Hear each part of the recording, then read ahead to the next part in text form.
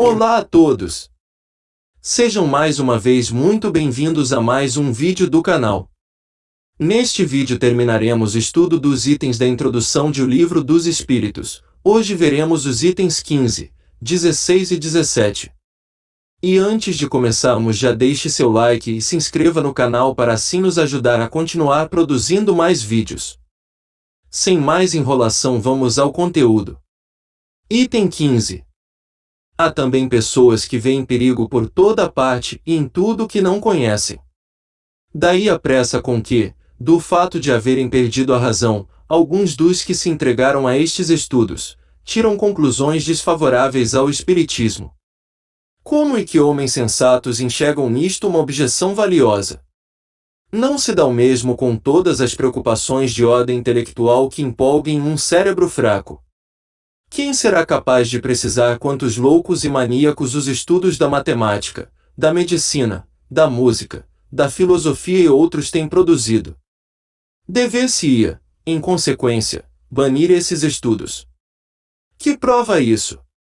Nos trabalhos corporais, estropiam-se os braços e as pernas, que são os instrumentos da ação material. Nos trabalhos da inteligência, estropia-se o cérebro, que é o do pensamento.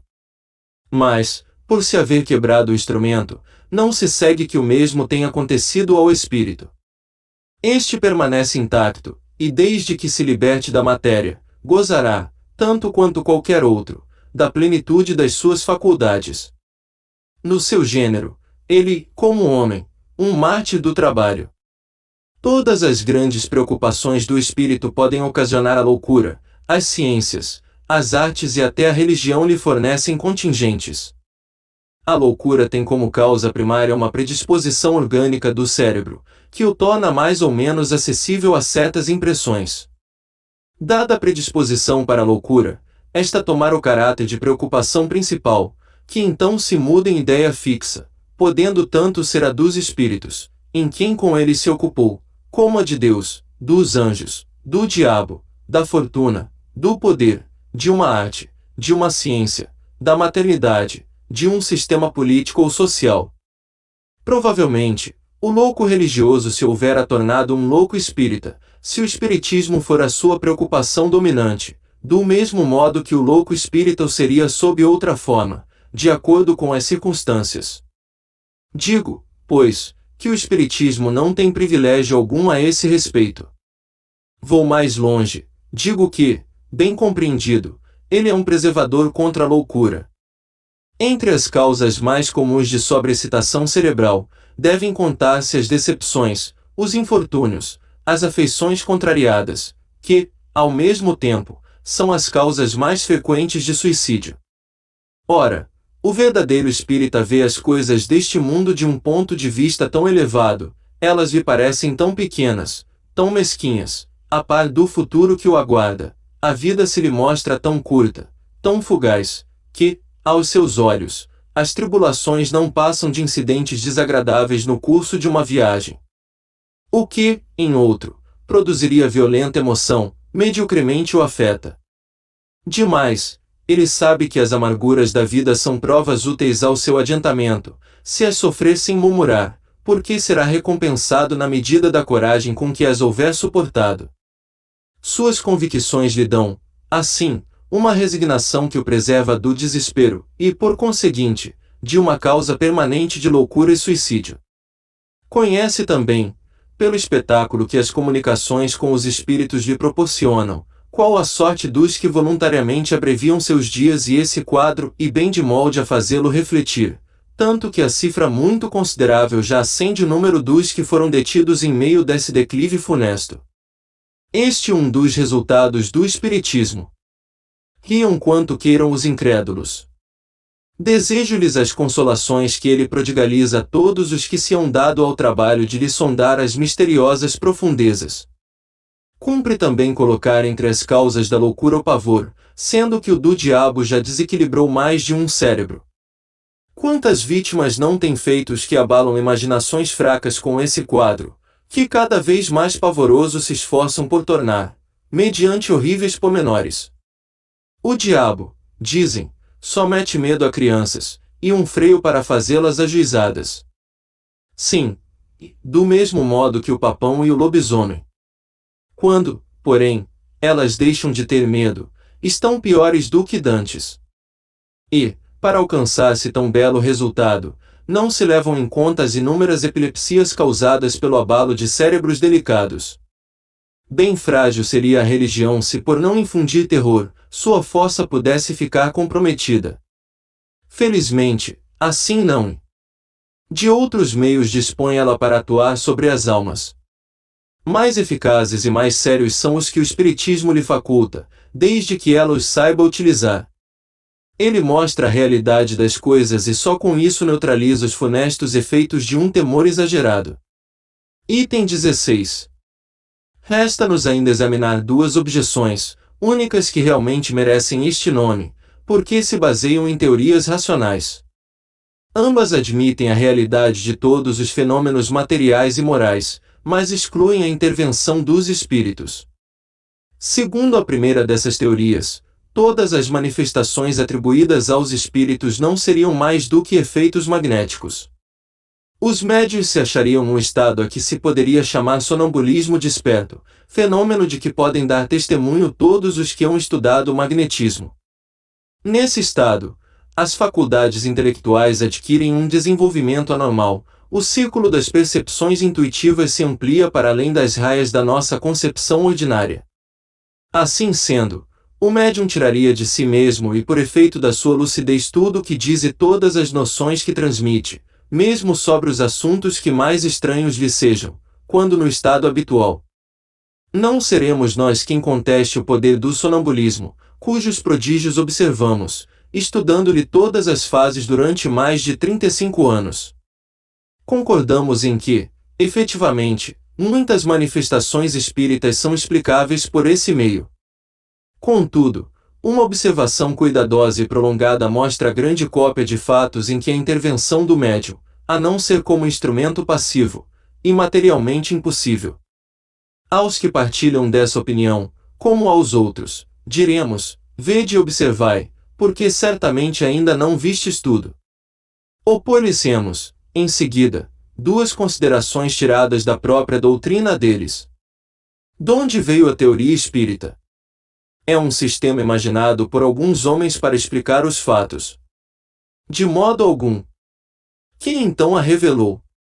Precisamente esses mesmos médios cuja lucidez exaltais. Ora, se essa lucidez é tal como a supondes, por que teriam eles atribuído aos espíritos o que em si mesmos auriam?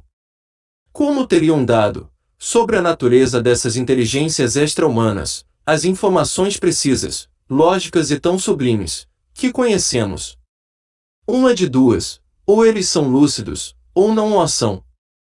Se o são e se pode confiar na sua veracidade, não haveria meio de admitir-se, sem contradição, que não estejam com a verdade. Em segundo lugar, se todos os fenômenos promanassem do médium, seriam sempre idênticos num determinado indivíduo, jamais se veria a mesma pessoa usar de uma linguagem disparatada, nem exprimir alternativamente as coisas mais contraditórias.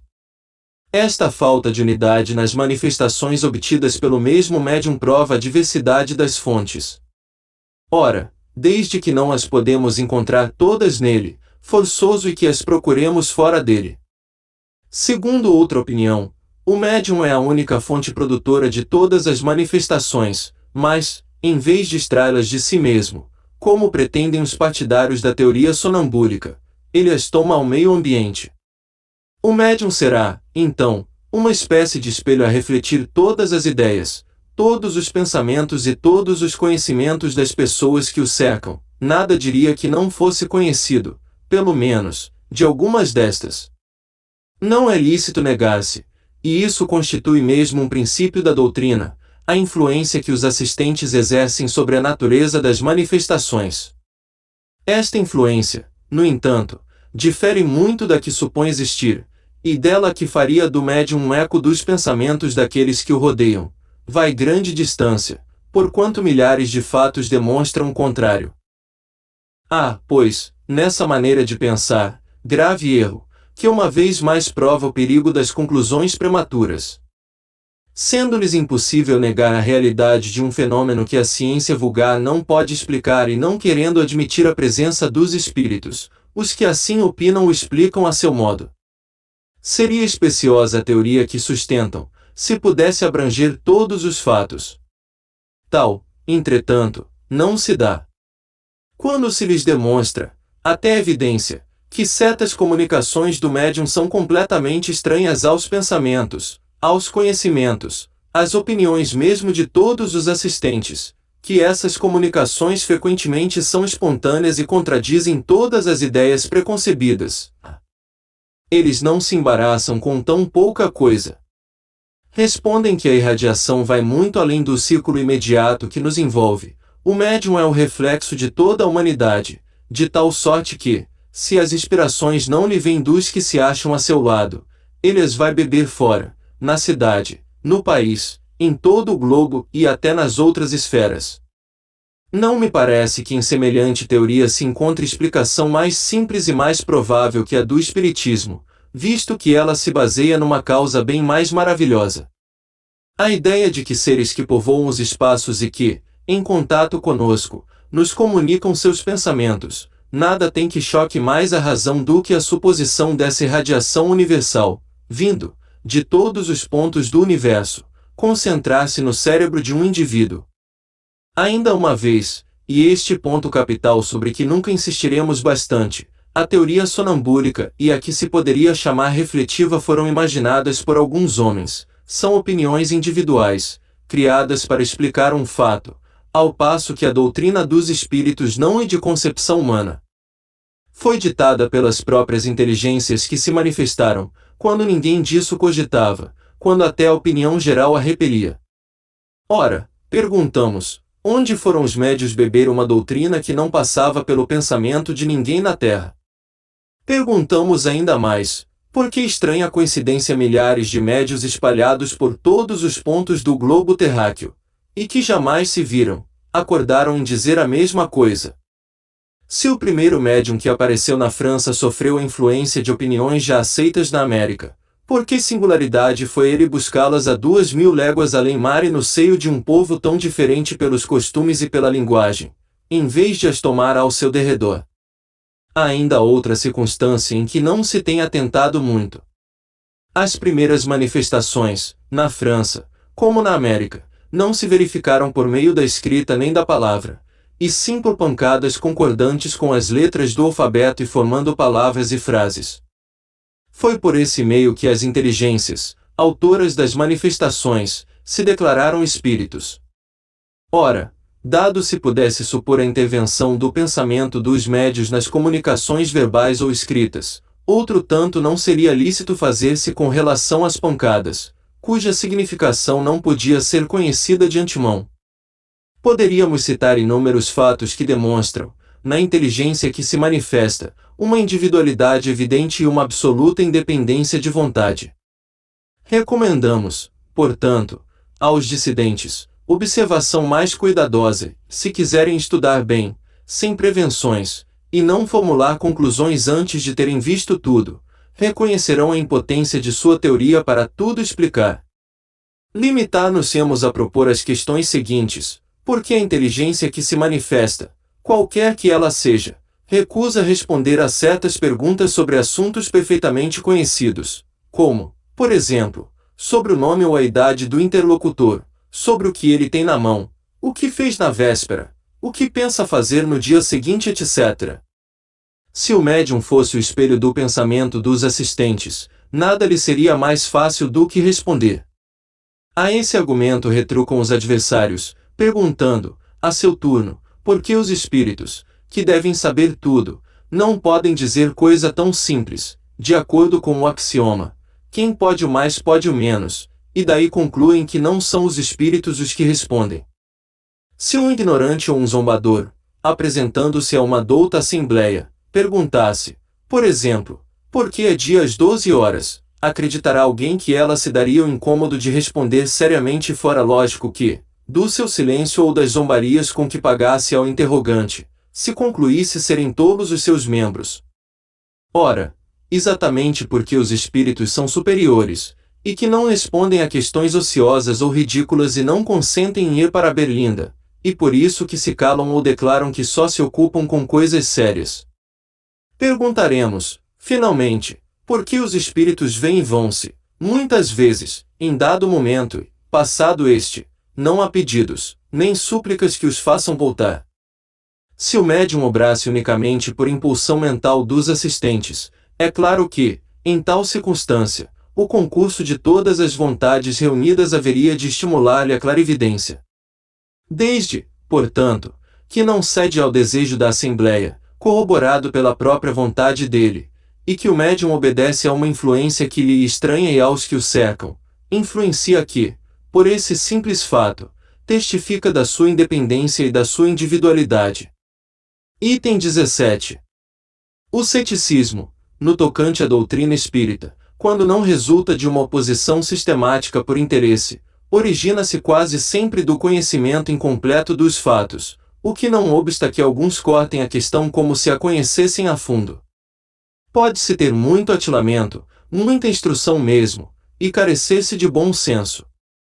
Ora, o primeiro indício da falta de bom senso está em crer alguém infalível o seu juízo. Há também muita gente para quem as manifestações espíritas nada mais são do que objeto de curiosidade. Confiamos em que, lendo este livro, encontrarão nesses extraordinários fenômenos alguma coisa mais do que simples passatempo. A ciência espírita compreende duas partes: experimental uma, relativa às manifestações em geral, filosófica, outra, relativa às manifestações inteligentes. Aquele que apenas haja observado a primeira, se acha na posição de quem não conhecesse a física senão por experiências recreativas, sem haver penetrado no âmago da ciência. A verdadeira doutrina espírita está no ensino que os espíritos deram, e os conhecimentos que esse ensino comporta são por demais profundos e extensos para serem adquiridos de qualquer modo, que não por um estudo perseverante, feito no silêncio e no recolhimento. Porque, só dentro desta condição se pode observar um número infinito de fatos e particularidades que passam despercebidos ao observador superficial, e firmar opinião. Não produzisse este livro outro resultado além do de mostrar o lado sério da questão e de provocar estudos neste sentido, e rejubilaríamos por haver sido eleito para executar uma obra em que, aliás, nenhum mérito pessoal pretendemos ter, pois que os princípios nelas arados não são de criação nossa. O mérito que apresenta cabe todo aos espíritos que editaram. Esperamos que dará outro resultado, o de guiar os homens que desejem esclarecer-se, mostrando-lhes, nestes estudos, um fim grande e sublime, o do progresso individual e social, e o de lhes indicar o caminho que conduz a esse fim. Concluamos, fazendo uma última consideração. Alguns astrônomos, sondando o espaço, encontraram, na distribuição dos corpos celestes, lacunas não justificadas e em desacordo com as leis do conjunto. Suspeitaram que essas lacunas deviam estar preenchidas por globos que lhes tinham escapado à observação. De outro lado, observaram certos efeitos, cuja causa lhes era desconhecida, e disseram: deve haver ali um mundo, porquanto esta lacuna não pode existir e estes efeitos hão de ter uma causa. Julgando então da causa pelo efeito, conseguiram calcular-lhe os elementos e mais tarde os fatos lhes vieram confirmar as previsões. Apliquemos este raciocínio a outra ordem de ideias. Se se observa a série dos seres, descobre-se que eles formam uma cadeia sem solução de continuidade, desde a matéria bruta até o homem mais inteligente. Entre o homem e Deus, porém, alfa e ômega de todas as coisas, que imensa lacuna! Será racional pensar-se que no homem terminam os anéis dessa cadeia e que ele transponha sem transição a distância que o separa do infinito. A razão nos diz que entre o homem e Deus, outros elos necessariamente haverá, como disse aos astrônomos que, entre os mundos conhecidos, outros haveria, desconhecidos. Que filosofia já preencheu essa lacuna? O Espiritismo nola mostra preenchida pelos seres de todas as ordens do mundo invisível, e estes seres não são mais do que os espíritos dos homens, nos diferentes graus que levam à perfeição. Tudo então se liga, tudo se encadeia, desde o alfa até o ômega. Vós, que negais a existência dos espíritos, como lá o vácuo que eles ocupam. E vós, que rides deles, ousai rir das obras de Deus e da sua onipotência. Allan Kardec. E chegamos ao fim dos itens da introdução de O Livro dos Espíritos. Obrigado por nos acompanharem até aqui. Nos próximos vídeos daremos continuidade ao estudo. Não se esqueça de conferir se já está inscrito no canal e se o sininho de notificações está ativado, pois assim você saberá sempre que lançarmos vídeos novos. Um abraço a todos e até o próximo vídeo.